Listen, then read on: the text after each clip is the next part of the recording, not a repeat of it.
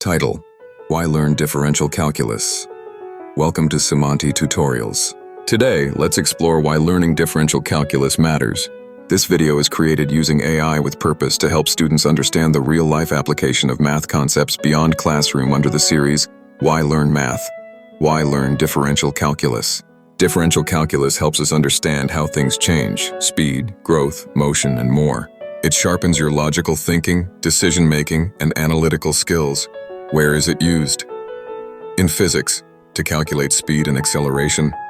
In economics, to maximize profit or minimize cost. In medicine, to model disease spread and drug dosage. In AI, for optimizing neural networks using gradient descent. When is it applied? Whenever you measure change, from traffic speed and pressure changes to financial trends and even climate modeling. How is it applied? Using derivatives, turning points, limits, and chain rules.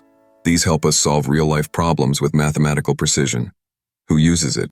Engineers, doctors, data scientists, economists, meteorologists, financial analysts, game developers, and even AI researchers.